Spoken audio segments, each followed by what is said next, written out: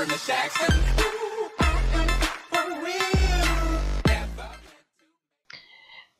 day, friends. It is time to continue with our docs training. So I need you to load your file from yesterday. If you missed yesterday's training, please find the link using the card in this movie to get to yesterday's training. Today we're going to focus on tables and images. The first thing I want you to do is click after this is a title where we had moved it to the left, and I would like you to press enter, and then I'd like you to insert a table that is 2 cells by 1 row. Tables are extremely cool for organizing information, and one of the things I like to do is organize tables inside tables. So on the left side, I'd like you to hit table and insert another table, and I want this one to be 2 across, and I want it to be 4 down. So you notice it shows you a 2 by 4 table. In the first box, I want you to type likes. In the second box, I need you to type dislikes. Do not press enter. That was an oops. I would like you to grab both of those cells, and I need you to find the choice where you can center them. Do not ever press space, space, space to move something. Instead, always use the center button. When you're done with that, I would like you to click on bold, another one of the techniques we used yesterday.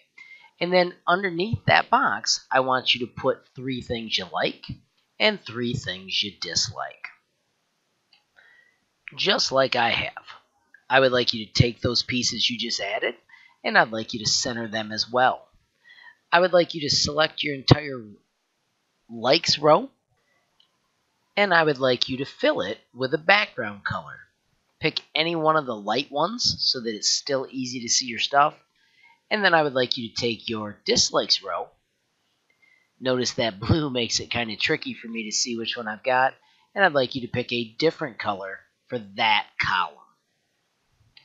The last thing I would like you to do is to visit Google, so start a new tab, and then type something you're interested in. So like I said, I am a fan of the lions.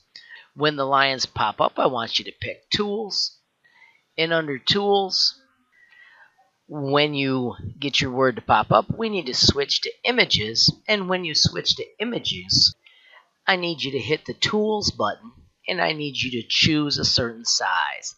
I only want medium ones, and then go through and find a lion that you think is awesome. Click it once so you can see the large image, and then I want you to copy the image address. This is super important because this is how we grab the images. Then return, and then move down to the box where we want to put it, and we're going to do insert, and we're going to do an image with that URL, which is the image address. When you paste it in, it either shows you that the image works, and you can hit insert, or it does not work. If your image does not work, use Control-A to delete all the garbly-gook of letters you have, and go back and find a different image that you like as well. I would not like that one, but I could like that one. When you've got your project looking like this with your colorful table and your image, give me a thumbs up from wherever you are in the classroom, and you can at that point head to your modules. Thanks for working on Google Docs, adding tables and images, and let's have ourselves a glorious day.